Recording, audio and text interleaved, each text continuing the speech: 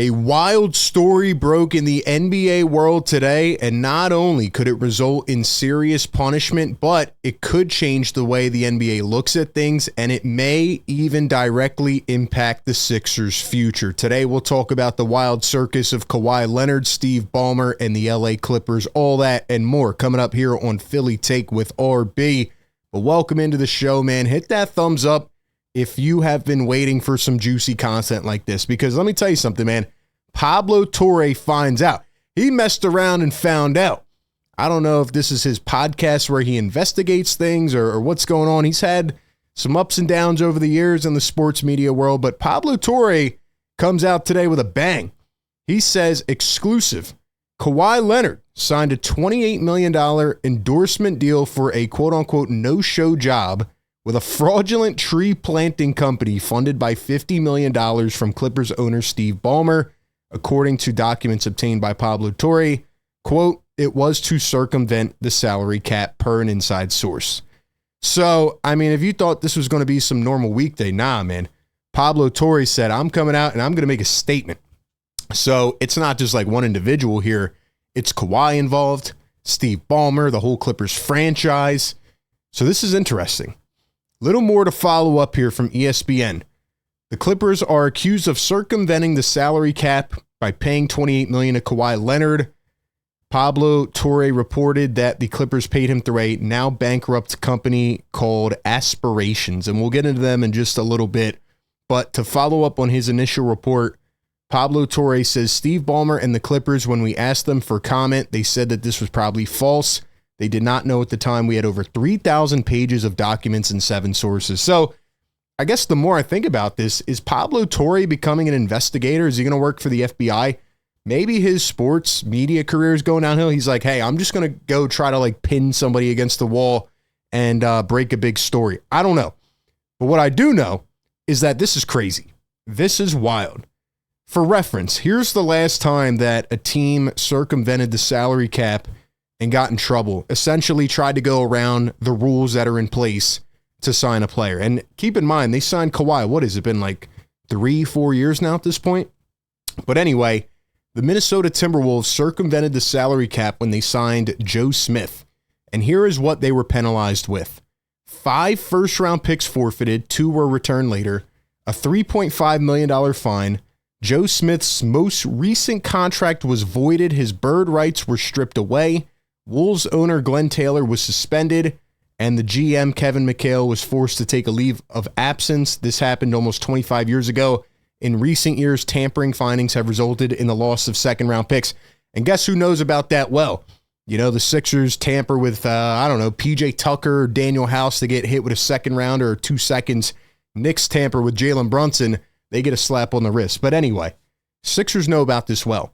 But the Clippers could be in some deep doo-doo here. And how can this directly impact the 76ers? The Sixers currently own the Clippers' 2028 first-round pick, right? That was acquired in the James Harden trade. And they also acquired a 2029 first-round pick swap right, which means it's top 3 protected. And if it falls in the top 3, the Clippers pick, the Sixers would have the right to swap first-round picks with the Clippers. How does this impact the Sixers? Well, let's just say the NBA goes and does a little bit of digging here and finds out that this is true and, I don't know, voids Kawhi Leonard's contract. I mean, the guy doesn't play many games anymore anyway, but he's still a damn good player. And I don't know, maybe they go dig some more and they find they did some weird stuff with James Harden, right? And it's funny when you think about the irony of it, like James Harden left here because Daryl Morey had kind of promised him, you know, some different type of contract agreement. And I'm sure there's a lot of things that go on like this behind the scenes that never come to light. But Pablo Torre's going out here with a swing. And I'll tell you what, if Pablo Torre is false here, I mean, there's no better way to destroy your career if you're trying to become an investigator. But anyway, this could have impacts because let's say Kawhi Leonard gets voided or they do something else to the Clippers. And, you know, even though I've told you many times they're not a championship team, they will not be. Even the roster they kind of strung together for this season, to me, is not that good and is not going to survive health-wise. But if they, you know, do something with Kawhi, the Clippers might end up having to just finally hit the reset button and blow it up. And that means they might not be good in a couple years, which could increase the value on this pick and on this pick swap. So this could have some direct implications with the Sixers. I guess Sixer fans should be hoping for the Clippers to get in trouble here. But Stephen A. Smith chimed in on the situation. Stephen A. goes off on Kawhi Leonard. Quote, if there's a way for this brother to get money guaranteed without working, I haven't seen too many people as gifted in taking time off as Kawhi Leonard. He's been on him for a couple years now. And look, man, I mean, Kawhi had that incredible run with the Toronto Raptors for the season and won the chip and all that. But they told him, you know, even going back to San Antonio, like, you have knee issues and these are going to persist. And once he got to LA, they told him as well, like, look, you're going to have to deal with this for the rest of your career, unfortunately. I mean, he's a heck of a player, maybe one of the, I don't know, top 20, top 30 talents, but health-wise, he's been hindered and probably not living up to that contract just because he doesn't play enough games. And like I said, Sixer fans can feel that 100%. But anyway, what is actually going on here? Like, why did Kawhi take money? Well, according to this article here on Fox Sports, which explains it a little bit better, Kawhi Leonard and a California-based sustainability service company allowed the LA Clippers to circumvent league salary cap rules. The probe will focus on ties between Kawhi, the Clippers, and a company called Aspiration Fund Advisor LLC, which filed for bankruptcy this year. It listed several creditors at the time, among them the Clippers, who were owed about $30 million, and a company called KL2 Aspire that was owed $7 million. Leonard is listed as the manager of the company in California filings. KL is his initials and 2 is his jersey number. Email sent to his listed representative seeking comment Wednesday were not returned.